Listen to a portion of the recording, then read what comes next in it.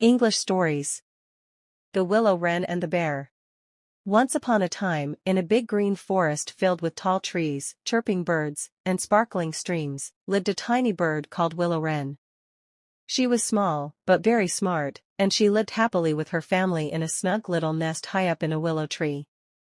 One bright and sunny morning, Willow Wren was teaching her baby birds how to fly. They flapped their wings and laughed as they soared through the air. Down below, a big, grumpy bear named Bruno was stomping through the forest.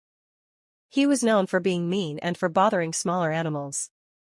Bruno looked up at Willow Wren and snorted. "Huh! What a tiny, useless bird you are. You can't even protect your family." Willow Wren stood tall on her branch and chirped back, "Being big isn't everything, Bruno. Sometimes being smart and working together is better." Bruno huffed and said, "Let's see about that. I challenge you to a contest. Let's both collect as much food as we can before the sun sets.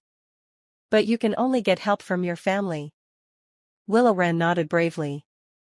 "All right, it's a deal." Bruno stomped away to look for berries and honey. He used his strong paws to shake trees and dig up big piles of food. Meanwhile, Willow Wren flew back to her nest. She called her little ones and explained the challenge. "We may be small, but we're clever. I'll look for insects, and each of you can bring back seeds, berries, and tiny fruits.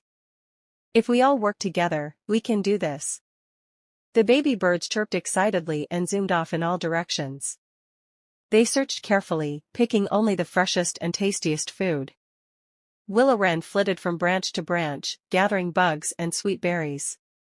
As the sun dipped low in the sky, Bruno came back first, huffing and puffing.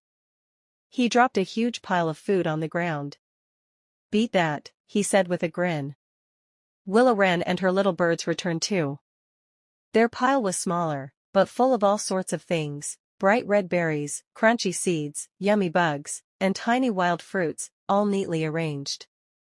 The animals of the forest gathered to watch.